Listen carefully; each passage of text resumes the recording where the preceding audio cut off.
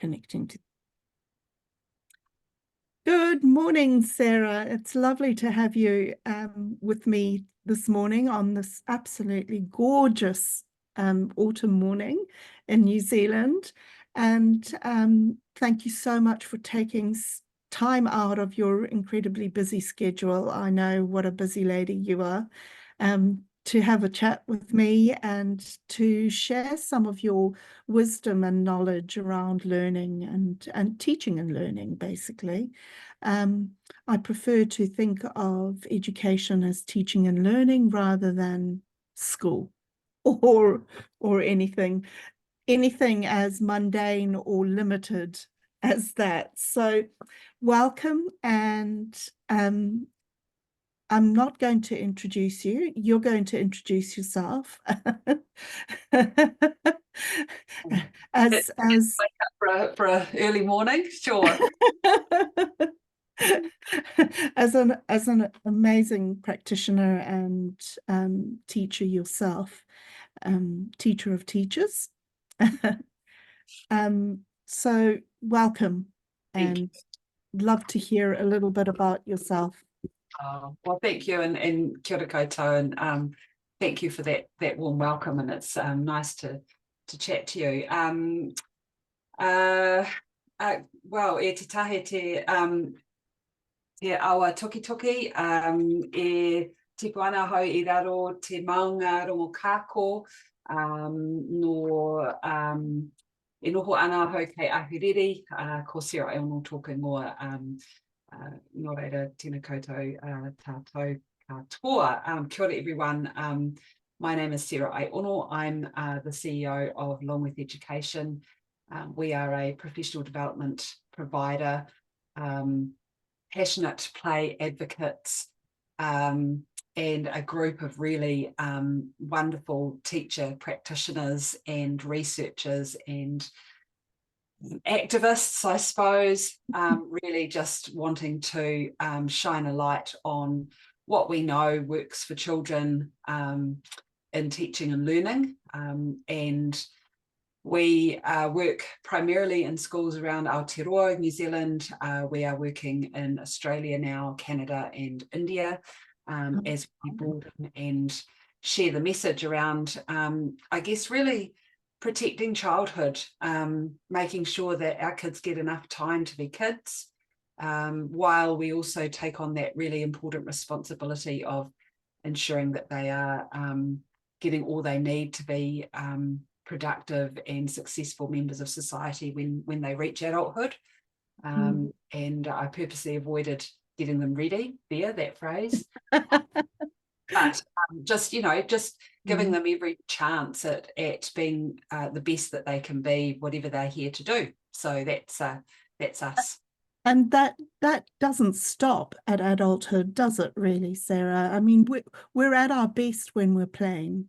Absolutely. When we're having fun, when we're passionate about something that we're doing, when we're present and approaching it with innocence like a child, that's when we're at our best as adults. So yeah, I totally support and resonate with your kaupapa around this. I think it's the essence of learning and the essence of teaching, because actually I guess it's the same stick with two different ends on it, but the fact of the matter is you cannot learn without teaching, and you cannot teach without learning, so they're one and the same thing. Yeah, I think one of the important components that has to sit in there too is joy, Absolutely. Yeah. We're too busy trying to look for metrics of success or outcome learning, that joy gets squeezed out of that along the way, and I get it. Joy is hard to measure as well, but we have to measure everything. Well, we do.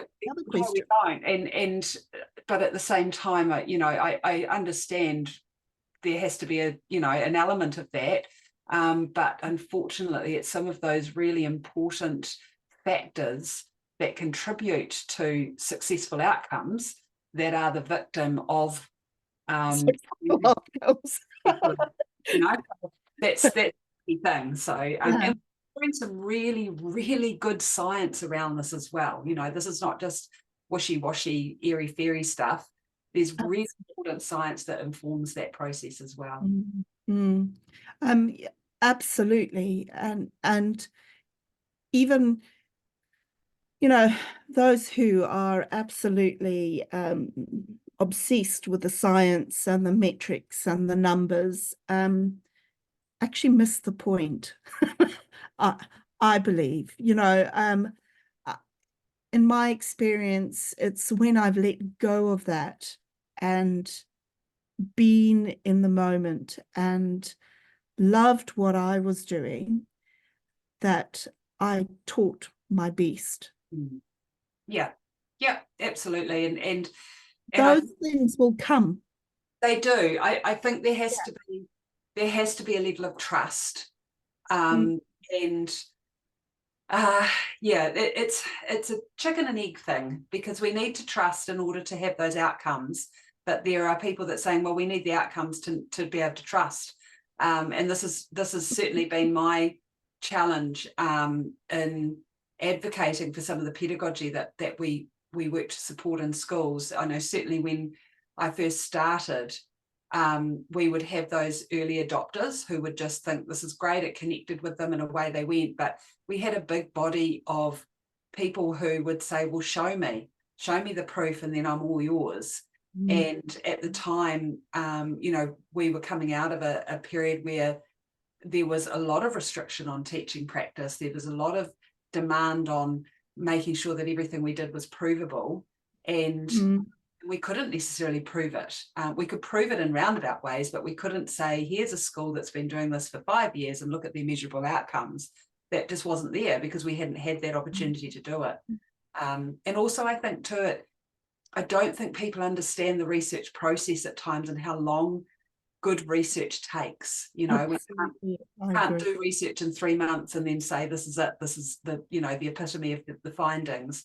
Good research takes a long time. And yeah, we live in a society at the moment. Well, actually, I think things are shifting. They definitely are shifting. People are becoming more awake to the understanding that actually proof is actually in the experience. It's not in the numbers, actually, because the numbers might show one thing, but my experience might be a completely different thing. So that proof of my experience is what's going to stick with me, you know? Yeah, and I think we are shifting, and this is certainly something I'm advocating a lot for at the moment with school leaders, is we don't have to have numerical data to show proof. No. We can draw on qualitative data as well. And where are our stories of success rather than our test results? You know, where are those moments where we can show, you know, for example, I've worked with a couple of principals at the moment who have said, if it wasn't for play, and if it wasn't for school lunches, play and school lunches, then their attendance would be a lot worse than what it is. But they accredit their attendance rates with play and school lunches. So let's get some stories around that and share those successful stories as our measures of success of these two. Absolutely. I totally tautoko you on that. It's really important. And I think that's the paradigm shift, that we need to actually deconstruct that whole kaupapa around profitability, bang for your buck, or all that business culture around education, because we're not businesses, we're people, we're human beings. And my advocacy is to bring back humanity into education. Yeah. And that might sound airy-fairy and all out there and esoteric, but the fact of the matter is the system as it is crumbling. You know, plummeting attendance rates, um, absolutely burgeoning homeschooling rates, people are voting with their feet, you know. And if you can't see that, and you keep marching down doing the same thing, expecting different results, I mean, that's a definition of insanity, isn't it? I think there's a genuine want by a lot of parents as well to, yes, we want our children to be literate. We want them to be able to, do their taxes and all of the things that come with that. But I think there's also the desire to have really nice kids, nice Yes. people in society. I had a parent last week. I ran a parent evening, and this parent came up to me afterwards, and he's a manager of a large business, and he said, do you ever see the day where we won't be using grades to determine employability? He said, because I've had 190 CVs come across my desk this week, and apart from weeding out the ones that can't work in New Zealand, he said, I've now got to look at the rest, and my only measuring stick at the moment is grades. And this doesn't sit well with me. He said, because what we want is not necessarily something that can be measured in grades. We want them to be decent people. We want them to be able to turn up for work, to use their initiative, to be creative, all of those dispositions that we can't assign a grade to. So there are employers out there that are also caught up in the system. That are realizing that it's not working. Well, and I reminded him actually that I think if I'm going to be hiring anyone, I'd prefer someone that's got a B grade than an A, because to me, they've lived life a bit. They haven't necessarily stuck at home in their head in the books the whole time. They've got out and been around people, and probably, hopefully, have got some social skills in there too. And that grades don't tell us everything about a personality and some of their more wider skill sets. So we definitely have to be looking at alternatives here to how we determine what success is in life. Absolutely. It's really interesting because I'm part of a project at the moment looking at how we could construct an alternative education system. And one of the big things that has come up for me is the difference between qualifications and competency, and how we've become absolutely obsessed with qualifications, but that doesn't necessarily precursor competency. So there needs to be a shift in paradigm towards thinking about education as life, not a preparation for life, but as life itself. And I have three essentials, if you like, that I believe that need to be central to everything within education. And it's just three very simple things. One is connection. And without connection with each other, with ourselves, actually, first of all, and I think that's what's so amazing about play, is that we have to connect with ourselves to enjoy, to be curious, to feel safe. It's a definite connection with ourselves, with each other, obviously, relationships are everything. And with the earth, because, Papatūānuku is our mother. If we don't have the earth, we don't have, we don't have anything really.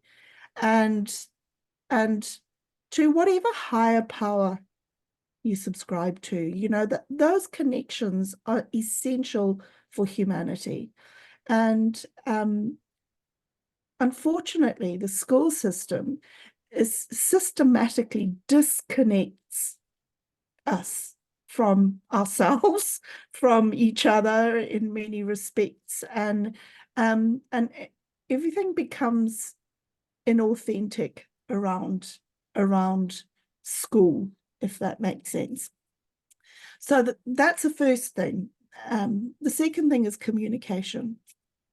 I mean, communication is what sets up those connections, what maintains those connections. And when I say communication, I mean every type of communication, you know. And that's where your numeracy and your literacy comes in too, you know. And the last one is creativity. Those are the and because we create our reality. Whether we do that consciously or not is another question. And we're all creators. You know, a lot of people say, "Oh, I'm not very creative." Well, actually, you're a creativity generator, whether you like it or not. You might not like what you're creating, but you're creating it, you know. So can you imagine if we could teach our children to consciously create what they want around them? It would pretty much solve all the problems of the world, wouldn't it? Kids have got a really, they're not as restricted as us adults by the creative process, you know. Yeah. You see this in young children who just quite happily will be able to provide a solution to something. It may not be, you know, necessarily something that's doable, but in their minds, that's possible. And I think it's the open possibilities that are so important. And as we get older, you know, that self-doubt comes in, the what ifs, the buts, the, you know, potentially worrying about what other people think.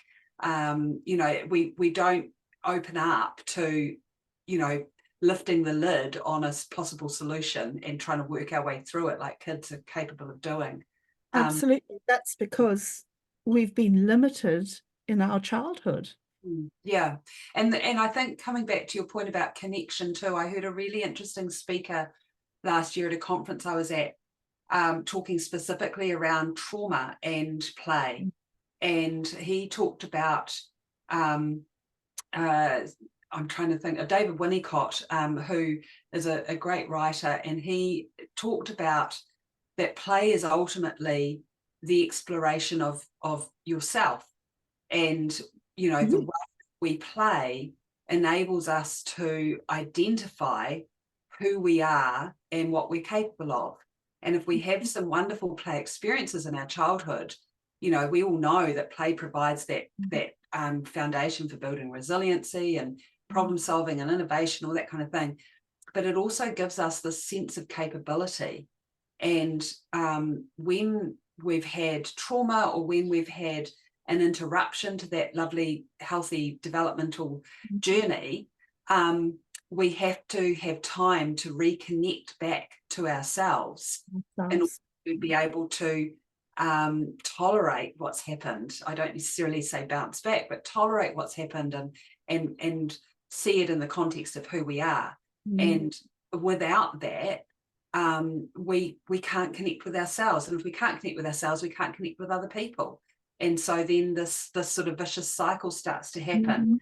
Where we might be disconnected from society. We might, you know, get into trouble or misbehave, or, you know, all those things that often our trauma impacted kids and adults end up in the system with. So yeah, that connection is so powerful. And play is just, you know, I might be slightly biased, but to me, play is the antidote for all of that. And I completely agree with you. It's also the natural way to learn, isn't it? It's a completely natural, that's how we're designed to learn. Yeah. And I often share this with people I'm speaking to. You know, if I was to put a timeline of the evolution of humankind up, you know, on a big sort of landscape presentation, you know, and you go back, you know, hundreds and hundreds and hundreds of years, thousands of years, school is a relatively it's a little blip. a very very modern invention compared to the history of how humans have learned. And yet for some reason now we hang all our cards on school being the answer for everything. And for some kids it is. That's great. And I don't argue that school has a place. I know that school has a place in society for many families, because there are families out there who rely on school to be able to help their children grow, and help their family work. And I get all that. But we can't rely on the institution of school to necessarily be the thing that educates our children completely, because we as a human species have actually got the wiring to do that, and have had that for a very, very, very long time. So, and central to that wiring is play. Yeah, absolutely. Absolutely. I think what you've just brought up begs the question of how our societal structures have kind of forced us into institutions such as school, rather than being that natural flow of fun and joy and being within the whānau. And we've created this world where it's all about profitability and productivity, and lost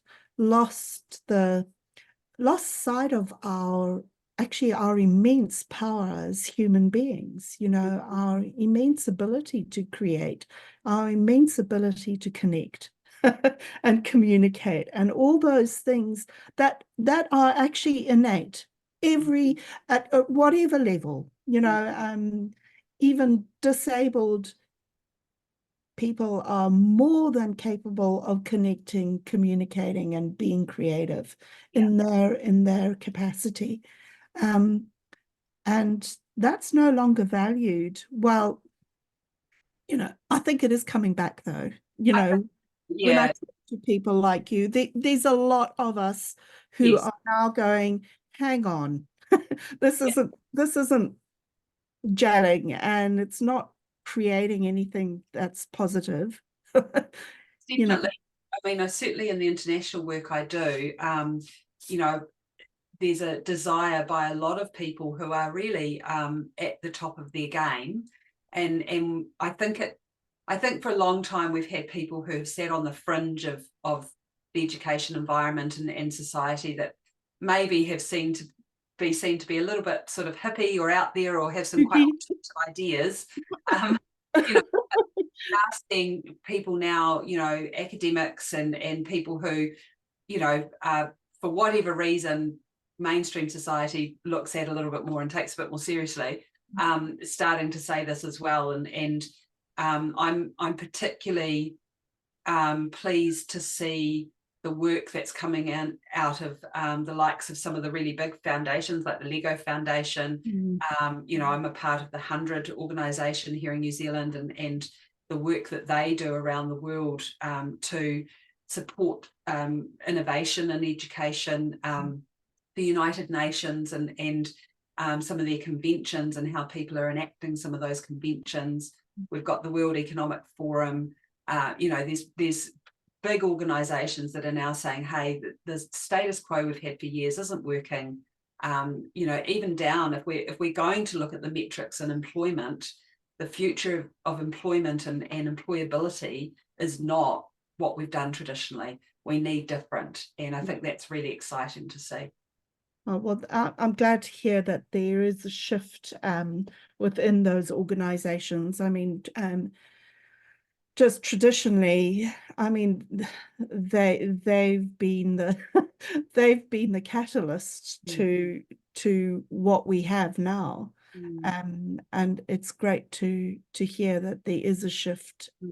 Yeah, it is exciting, and I think there's a recognition that we're sort of in that knowledge phase, if you like, we talk about the Industrial Revolution and digital revolution and so on, and we're really at that point now of coming back around to humanity, and we've got all this wonderful technology out there that allows us to connect, allows us to broaden our knowledge. And so what is it that technology can't do? What are the human conditions that we still need, and that we can be growing and fostering in our children as part of their learning experience that that will, help shape the future of the world. And I think that's the question we need to be asking now. That resonates completely with me. A lot of people are technology averse, and you can't put that genie back in the bottle as far as I'm concerned. It's out there now, and with the exponential growth of AI and all that sort of thing, a lot of people, fear what you don't know. But I think that it all hinges on our humanity. Yeah, possibly a dystopian future, could possibly generate itself, but that's up to us. That's up to us. We're the ones with the power here. We're the ones that can either use it as a tool or have it use us. Yeah, and I think the key to that, and I certainly argue this when we're talking about children and the skills that they need, again, coming back to the idea of play and interaction and being around people who have different opinions to us and negotiating and conceding and all that sort of thing, critical analysis, that ability to critically reflect on something and have that self-awareness, and an awareness and empathy for others is what's going to help us navigate that tech space. Because we can, if we constantly concentrate on building knowledge in our children without the ability to discern, reflect, analyze, create, that really more creative thinking patterns, then we're not going to be able to navigate a space where we've got an enormous amount of information being generated by the likes of AI. So to me, and again, I share this in parent presentations, as a justification for play, where AI is here. I love AI personally. It's a great me too.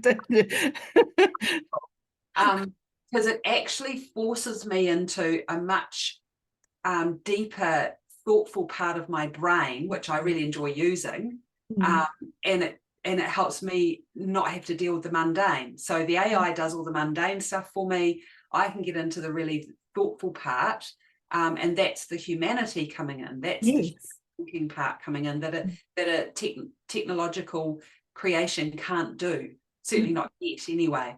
So all that emotional connection, and spiritual connection.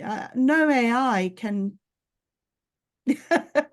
connect to intuition. It's all based on knowledge and three-dimensional things, but we have the ability to be intuitive. We have the ability to be creative and to be inspiring and all those things that AI actually doesn't have the ability to do because it's not human. And we are in an age of disinformation where, we are being saturated with information. And what I do find concerning about AI is the ability for it to create information to fill a hole that, maybe the information is there. It's doing its job. That's what it's been told to do, and it does it.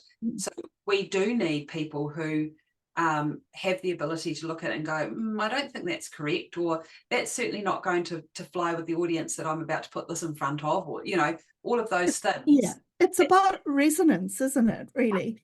For me, I don't see disinformation or misinformation.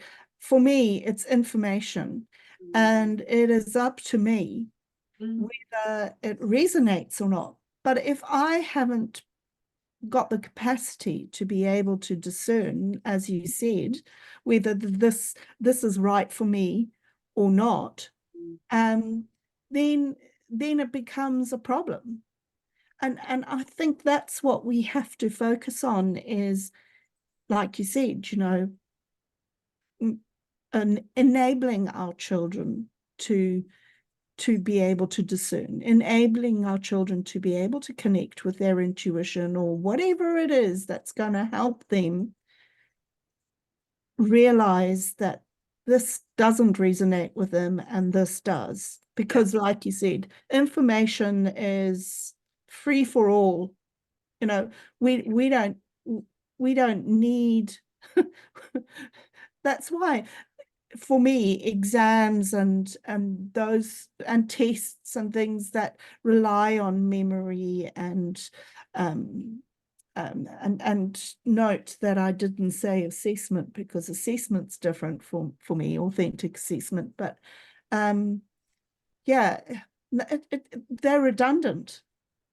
You Yeah, don't need to remember anything anymore. No, I think I really sort of came to this realization when I was completing my doctoral studies, because here we've got, the final step in the qualification process is as far as you can go. And the process was the most enjoyable process I've ever had when it comes to examinations. I mean, some people think, that the thought of a 2-hour oral exam would be horrendous.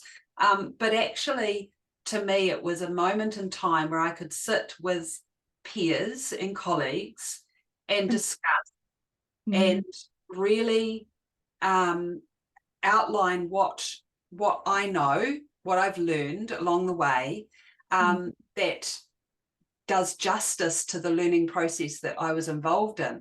If I was to sit and have to regurgitate information in a 2-hour exam where I've got to write, for a purpose of answering a specific question, that just wouldn't do justice to the depth of learning that I'd been involved in. And what I guess it made me realize was, this happens right at the end. Why doesn't this happen at the start? It should happen all the way through, shouldn't it? Yeah, we should, and okay, it's, you're talking about hundreds of people sitting in an exam versus, a small few sitting an oral discussion.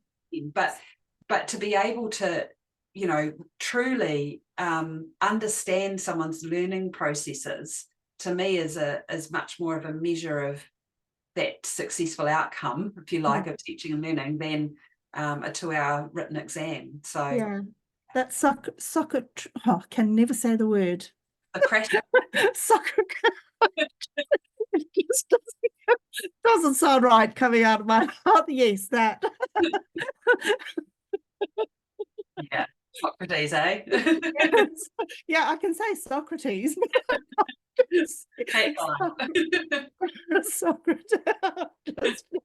Okay, that's my dyslexia coming out in chunks, but yeah, that method is I don't know why we've moved away from that, because actually traditionally that's what higher learning was based on discussion, and debate, and it's not impossible. Let's put it this way. It's not impossible. I believe that we could still base a lot of our tertiary learning on Socrates, that whole cross-pollination and challenging, but again, that's bringing humanity back into learning, isn't it? Yeah, it's just seeing the whole person rather than a pass fail. Yeah, and that all connects to qualifications and the difference between qualifications and competency. And within our sector, that there's nothing more obvious. You know, I've been mentor for teachers that have come through college with like unbelievable A+s and they cannot function in the classroom. Yeah. They just can't function in the classroom. They can't connect. They can't communicate properly. That there's no creativity in what they present, or and just cannot deliver. So and it's not just been one or two. And I'm not saying this, it's a gross generalization, because you do get people who are highly academic, but also great practitioners. But it doesn't necessarily precursor the fact that you're going to be a good practitioner. Yeah, it's definitely both an art and a science, not necessarily, you know, a science that you study, but there's an art involved as well. So again, the human side to the profession as well. Yeah. A lot of people might disagree with me on this, but I honestly feel that teachers are born, they're not made. Yeah. You know, and that's a whole nother that's a whole nother debate. Sarah, I wonder if you could I mean, without no, because we do only have about half an hour left, or 20 minutes left. So what for all the teachers that will be sitting here watching this recording, what would be your top practices or tips for establishing play within their program at school? I think there'd be a couple of things I would suggest to start with, and I want to sort of clarify that I'm talking about play no matter the year level as well. Yeah, absolutely. I'm talking about play in the juniors, which is, I think, generally accepted. That's something that needs to occur to varying degrees. How well, I'm not sure, but there's an acceptance that play needs to happen in that transition to school. I think that if we can understand, though, that play is a way of being and doing, it's not necessarily a behavior. It's in our thinking and being playful in our interactions, I think is important to clarify. It's a paradigm, isn't it, really? And it's not a program, it's not an approach, it's we use play as the vehicle through which we teach and learn. Yes. And that's, I think, an important thing to remember. I think also too, probably a couple of things that I start off with teachers who are first, you know, exploring this journey. One is that we, in a play space, we see children through their developmental stage, not their age. We have to cast off this idea that we have a class of year 4s or a class of year 6s or 2 3s, right? Doesn't make sense. No, you have a cocktail of children in front of you, some of which may be behaving as typical 6-year-old brains or 8-year-olds, but probably more likely you've got a variation of different brains at different stages of development. And it's really important that we meet those brains where they're at, not where we would like them to be. For some children, that could be one and the same, but for many children, it could be a year, 2, 3 years difference between expectation and reality, either side of where we would expect a typical brain to be. So I think that's really important. The next thing I would suggest to teachers is, if you're not familiar with schematic thinking or the play urges, then make yourself familiar with them quickly, because they are the things that drive children's natural inquiry in the world around them. Children don't get up and think in terms of curriculum subjects. That doesn't drive their curiosity. They don't get up and think, oh gosh, you know, I feel like doing some science today, or I think I might go out and, you know, explore the social sciences. That's a paradigm we've set up. It's a construct that we've got to kind of make sure that we're giving kids a well-rounded experience of life as they grow and develop. Connecting them in the process. Yeah, exactly. So Um, what drives children's natural curiosity about the world that we should leverage as teachers is the play urges. mm, And so in literature, in the research, they're referred to as schematic thinking. In New Zealand, we colloquially call them the urges, thanks to the wonderful Kimberly Crisp and Penny Brownlee. yeah. And those urges are really where you would start if you're wanting to think about enabling an environment for play to occur. So often we get asked right at the very start, when teachers are first thinking about this, how do we assess play? How do we know it's going to work? You can't assess it if you don't have it, and you don't have rich play, you can't assess it either. So to get rich play going, you need to enable the conditions for it, which is ensuring facilitate. You become a facilitator rather than an instructor. So the environment is the first thing that you set up so that children are inspired to play when they come into the space that you've got. And how you do that is by recognizing the urges and resourcing for the urges. So, and this is a chicken and egg thing, because there are some urges that you won't see unless you resource for them. Yes. And so there are probably some common urges that I would say I would resource for, even if I didn't know the kids that I had in front of me and didn't know what their urges were. So I resource for construction, resource for transformation, enclosure, trajectory, which is a challenging one, and probably transportation would be the other one. Those would be my ones at sort of a primary school level. I know there would be different ones for younger children, but those ones there, if you've got fairly typically developing kids, you're going to see variations of those. They're your kind of big hitters, and so enough resources for those first. And then as children start to interact in the environment with the resources you've provided, then you might start to see opportunities for the myriad of other urges that come through.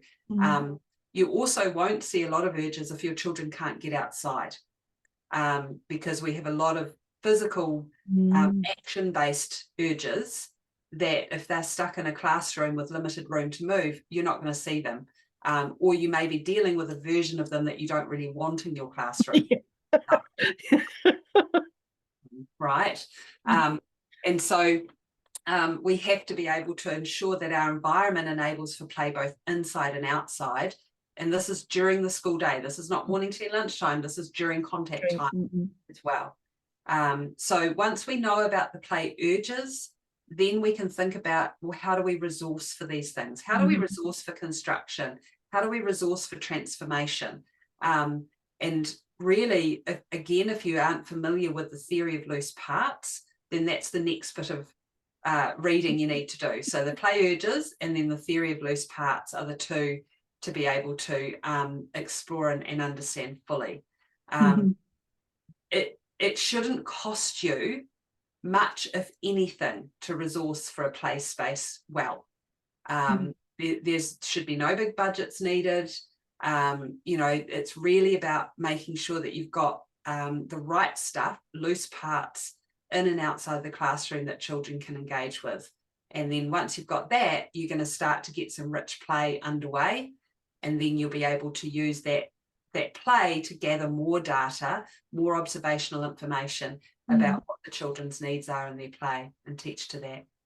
It sounds so exciting. And while you were talking, for older kids and going up, actually, I often wonder why this doesn't happen at tertiary level, at university level, but project-based learning is really an extension of play-based learning. Yeah. And I did a lot of project-based learning with my supposedly learning difficulty class at intermediate level, and yeah, the first few tries was chaotic. And I remember my teacher aide at the time, who was like my left-hand man. He was an amazing teacher, actually. But he came to me and he went, "What the hell are we doing? I can't handle it. I can't handle the noise. I can't handle that some kids are refusing to engage." I said, that's life. Yeah. That's life. Life isn't all put in nice little neat boxes and everybody does what they're told when they're told to do it. But after the third or fourth project that we had put together, it was amazing what these kids came out with. And some of these kids actually had intellectual disabilities, but they still managed to produce stuff that actually our accelerate kids weren't Yeah. producing. Yeah. And that was and that's the other thing I was about to say to you, Sarah. Besides the fact that you know, you need to be resilient to be a play facilitator. What else do you think is necessary for the teacher themselves to develop within themselves to be able to facilitate this authentic way of learning? I think that teaching in this way challenges us to trust children more. I think that's the biggest thing, that children are capable of learning. They might look different in that learning process to what we've been trained to expect, but learning takes on so many different forms and is personal to the learner.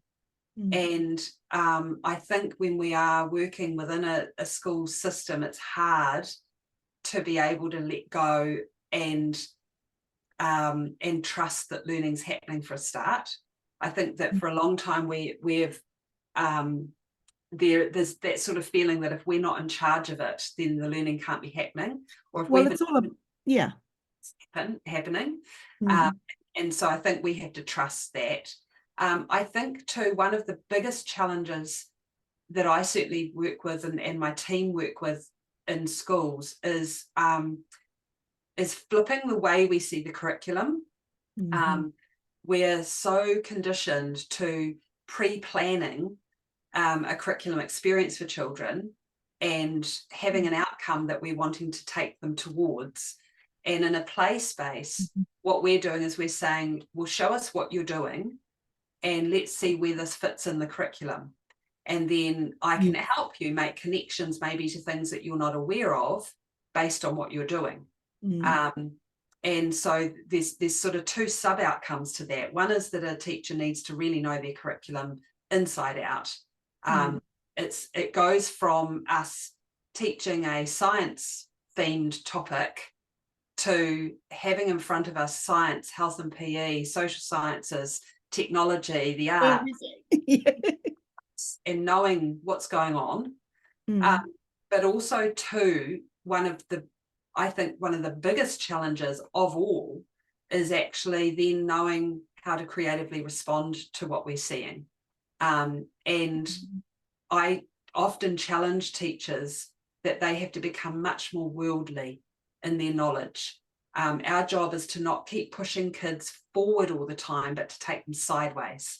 So if you've got a bunch of kids in the sandpit that are building tunnels, right, and they're excavating tunnels in the sandpit, and they've got this whole story going on about the tunnels they're building and their cars going through it and everything, our job is to then learn all about tunnels and maybe know some really weird and wacky facts about tunnels around the world, or be able to find an image of the machine that builds these big motorway tunnels, or things like that, things that probably for most of us are not very interesting. But if we've got people in our classroom who are obsessed about tunnels, then that's our job now to become very knowledgeable about tunnels. Yes. So it shifts the focus of who owns the information and where that information can be taken in terms of that learning process back onto the child, with us coming alongside them to support them. And I think that that's probably the biggest challenge for teachers, is to let go of being in charge all the time. So yeah, what I'm hearing from you, and correct me if I'm wrong, unfortunately, we've been conditioned or schooled into compliance and control. And it's about letting go of all of that. Yep. And can you imagine if, as a system, we let go of even the curriculum? Yeah, well, I think there's a place for the curriculum. I think the curriculum for us is certainly the one we've got at the moment. There's definitely some pretty horrible curriculums out there, but the one we have in New Zealand, I think, is a lovely curriculum. You know, and even more so, Te Whāriki is even a beautiful document. Yeah, as a framework. Yeah, it's a framework For how we ensure, because I think also too, often there's a misunderstanding that when we have, you know, children lead their learning and that it's child-centric, that's okay, we just go with it. But no one knows what they don't know either. Exactly. And, you know, I think it's important that our role as educators is to expose children to things that they don't know, because then they might be able to do something with that, and that might spark something that they otherwise would not necessarily have thought about. So exactly. I think the curriculum allows us to do that. And who knows, you know, there's kids who, you know, suddenly will discover a joy of science because a teacher put something scientific in front of them that they otherwise may not have known about. So there is that potential with the curriculum too. I think if you've got a prescribed curriculum, then we're in trouble, definitely. I think as you go up the curriculum, it gets more and more prescribed. Yes. Having worked from ECE all the way to high school. Why does it get prescribed? It gets prescribed because we've got to fit it into a qualification framework. So exactly. And if we didn't have that framework. Yeah, absolutely. And look, I see this with my own children who, you know, my 17-year-old has chosen not to follow the pathway of NCEA at the moment. She's a homeschool child. That was an option to her. We've certainly not said, you know, you must do it, but we haven't said don't do it. And at the moment, she quite rationally said to me, well, Mum, I can go to university at 20 anyway. You know, why do I need NCEA? Why am I going to get so stressed out about it? Exactly. So much to my nervousness, I kind of thought, well, this is the child I've raised, so I better go. But you know, it's actually enabled her to really follow her passion and not feel squeezed out of doing the learning that she loves and the exploration of you know, the interest that she has, which has been a real eye-opener to me. I think I think unless we've got children who are really know what it is they want to do and sort of have that pathway clear to them, and they see, you know, for example, for me, I wanted to be a teacher, so this is the pathway. I have to go to get these qualifications to be a teacher. That's fine. We certainly want doctors to be well qualified, you know, to be in charge of our health and well-being. So there's definitely pathways where that's important. But I think if children don't know, and let's face it, who does know at 17 or 18 truly what they're going to do, then absolutely. Why do we squeeze them into those pathways so early on when we really need to be able to let them just explore and come into their own? And you know, again, if it aligns with the neuroscience, we know these brains aren't ready for that. They're still trying to renovate and sort out what's going on in the different rooms in their brain. So, you know, many of our young people don't know until 25, 30 what it is they want to do. Absolutely. I completely agree with you. It's interesting that your daughter is homeschooled. Obviously, there'll be a lot of homeschooling whānau who watch this recording, and it'll be heartening to them to hear that you actually homeschool. I, it seems pretty obvious to me, but it might not be that obvious to others, that when you do homeschool, you have the perfect opportunity to create an authentic play-based. Absolutely. Yeah. We're an interesting family, because we're sort of an eclectic mix of experiences of learning, and 3 children that I have, two are homeschooled. My oldest one went right through traditional school, so we've got a real handle on both sides of the fence. My daughter started at school, and then we withdrew her, and my youngest son has never been to school. So we've had that complete continuum from one to the other. I'm obviously a qualified academic. My husband is self-taught. He has some trade qualifications, but certainly doesn't have any school leaver qualifications. So again, as parents, we can't argue with our kids. That's the hard part, is they present us with a rational argument, and we can't say, well, I did it this way, because they can go to the alternative parent who did it the other way. So we're in a no-win situation in our house. But I think, total non-compliance, which is wonderful. It's not good for parents. It's good for the world, but not the parents. No, I think the thing that has been our driving philosophy as a family is the experience of learning rather than the reading of learning, if that makes sense. So we discovered it would have been 10 years ago now, this concept of world schooling. We liked the idea of our children having the ability to see, to feel, to smell, to taste all that the world has to offer. And we're in a very, very privileged, we recognise how privileged we are to be in that position to offer those experiences to our kids, and the ability for our kids to be world travellers. And as a result of that investment, if you like, that we've made into their learning, we're seeing the outcome now of them at my daughter's 17, my son will be 15 this year. The two of them are confident, capable, young, mature adults who we're very proud of, and who are just decent human beings. And that was our goal. So whatever they choose to do, we're right there behind them, supporting them. And at this stage, it looks like it's not high school, and it's not. I can't see my youngest son doing any formal study at all. He is definitely his father, and that he likes to be self-taught. I think we're all a bit neurospicy in our house, and I'd rather imagine we'll have a lot of self-employed entrepreneurial type folk that come out of this experience, rather than anyone who's marvelous. An assistant. Yeah. What a wonderful way of being, it's definitely the way towards the future. I believe, I intuit, or whatever you want to. I think what I'd love to see, because I say that we're very privileged. There's families who I've spoken to that parents would love to homeschool, but they've got to pay the mortgage. They've got to, we're in a position where we can work from home. I was in that position. We're very flexible. So I really understand that the challenge it is for many families.